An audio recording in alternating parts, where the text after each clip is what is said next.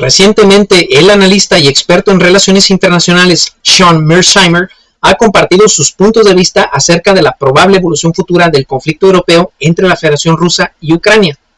Mearsheimer se centra en contestar y sustentar su respuesta a dos interrogantes fundamentales.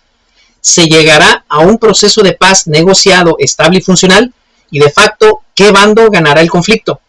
A continuación se presentan los elementos clave del análisis de Mearsheimer y sus conclusiones. En primer lugar, Mearsheimer se plantea la interrogante de si podría llegarse a dar un proceso de paz negociado estable. Para contestar esta interrogante, Mearsheimer analiza los puntos relevantes del conflicto entre los beligerantes involucrados, Rusia, Ucrania y Occidente. Veamos a continuación estos elementos fundamentales.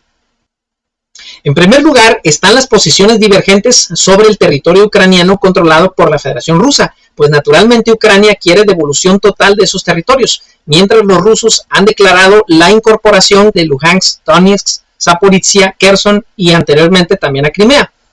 En segundo lugar, están los desencuentros por las relaciones de Ucrania con Occidente. El mayor punto de conflicto en este tema es el deseo de los occidentales y de Ucrania de ser incorporada a la OTAN, o tener al menos garantías militares, mientras Rusia considera eso una línea roja innegociable y busca por lo menos la neutralidad ucraniana. Aparte de estos primeros puntos, existen muchos más elementos de conflicto que mencionamos a continuación. Actualmente, rusos y ucranianos, junto con sus aliados occidentales, ven la victoria del bando contrario como una amenaza existencial. Por ejemplo, para Ucrania implicaría pérdida permanente de territorios y debilitamiento económico. Para los Estados Unidos, reconocer una victoria rusa implicaría una crisis de credibilidad y de imagen ante el mundo, principalmente ante sus aliados europeos y sus adversarios, particularmente ante su principal rival geopolítico, la República Popular de China. Además, la existencia misma de la OTAN podría verse cuestionada por ciertos sectores en Europa y de los propios Estados Unidos. También consolidaría sólidamente las bases multipolares y aceleraría un alejamiento de varios países de la órbita del sistema dominado por Washington y el dólar, y que entrarían firmemente al esquema multipolar auspiciado por China y Rusia, por ejemplo los BRICS expandidos, tal como paulatinamente de hecho ya está ocurriendo con algunos países. Además, el sistema internacional, con las instituciones, principios e ideas impulsados por Washington, tendrían un freno en su consolidación y podrían entrar en crisis. A nivel doméstico se podrían fortalecer más los movimientos políticos internos en Europa y en los Estados Unidos, contrarios a las élites que actualmente gobiernan en esos países. Por otra parte, una victoria clara de Occidente en Ucrania implicaría muy probablemente que este país entre de jure en la OTAN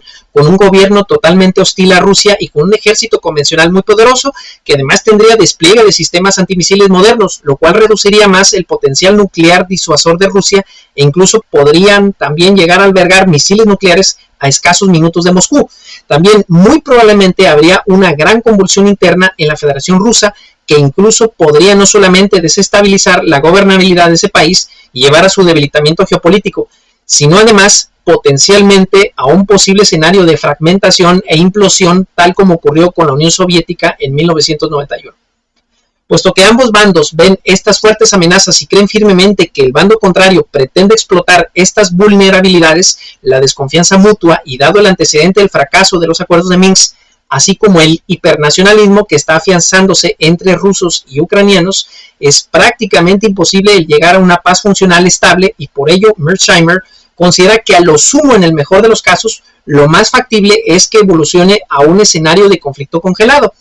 Es decir, que no se llegue a la firma de una paz formal, aunque podría bajar la intensidad de las operaciones militares, pero con la posibilidad de que en cualquier momento pueda escalar la intensidad y dada la gran hostilidad que se prevé continuará entre los bandos involucrados, existe el potencial, aunque poco probable, de que en una de las subidas de temperatura del conflicto, el llegar al uso de armas nucleares.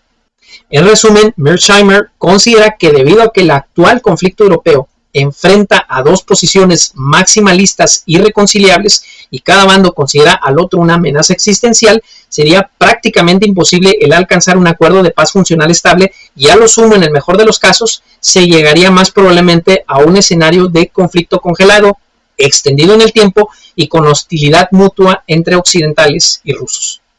Por otro lado, Mearsheimer se pregunta quién prevalecería en el presente conflicto en Ucrania, aunque es difícil definir esto, pero un análisis imparcial de la situación de los bandos beligerantes hace que Mearsheimer pueda sustentar su respuesta.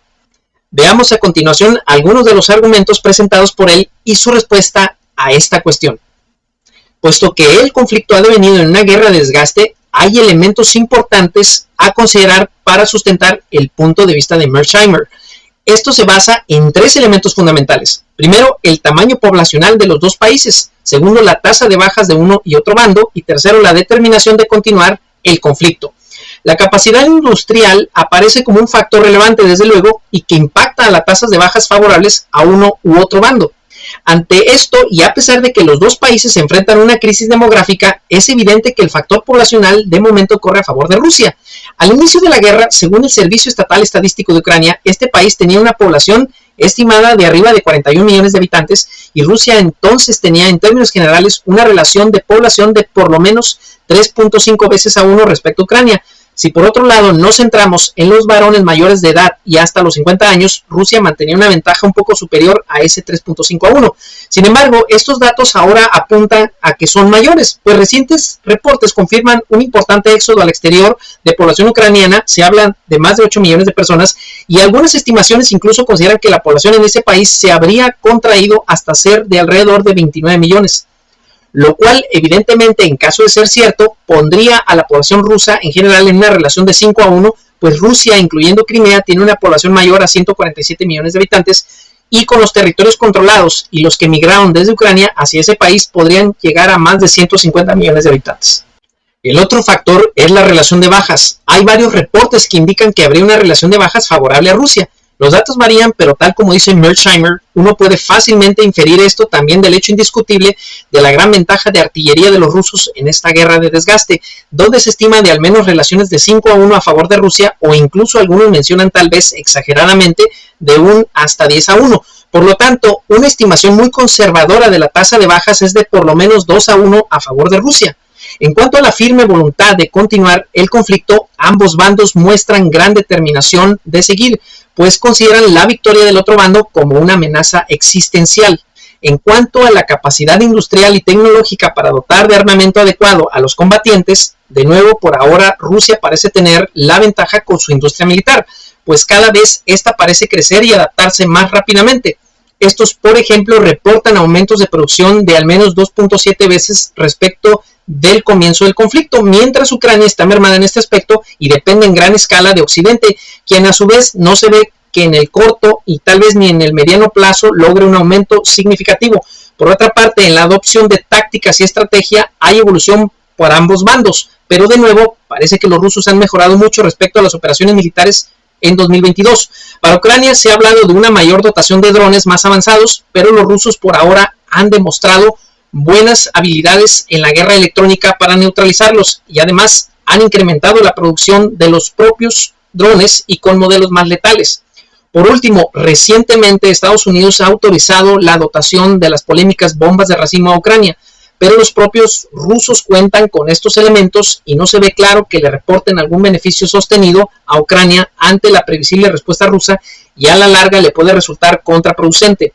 Sin embargo, a pesar de lo anterior, se ve poco factible que Rusia logre los objetivos completos que declaró al inicio de la invasión a Ucrania, pues para ello necesitaría lograr hacer colapsar la resistencia de ese país lo suficiente para que su gobierno aceptara todas las condiciones rusas, incluyendo los territorios ucranianos controlados por Rusia, y que los occidentales a su vez se resignaran a la derrota completa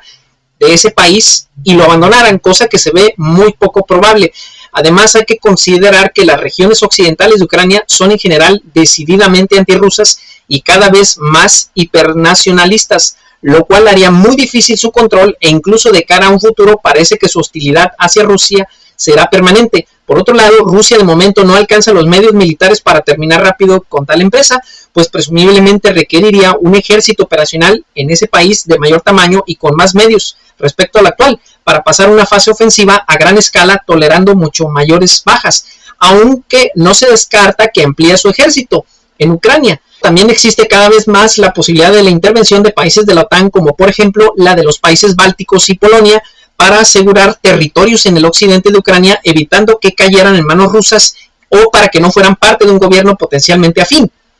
En resumen, Mearsheimer considera que lo más probable es que sea la Federación Rusa la que tuviera de facto una victoria, aunque limitada y de una manera algo alejada respecto a sus principales objetivos propuestos al inicio de su invasión en febrero de 2022, posiblemente incorporando algunos territorios adicionales a los que actualmente poseen mediante ofensivas localizadas, primordialmente en lugares en donde la población es más afín a ese país y en otros lugares estratégicos, pero todavía quedaría una Ucrania hostil hacia Rusia, respaldada por Occidente y de facto parte de la OTAN, aunque no necesariamente de jure, y muy posiblemente sin lograr una firma de paz formal, en el mejor de los casos llevando a un escenario de conflicto congelado. Además, prevé que las tensiones con Occidente continuarían mucho más tiempo en el futuro.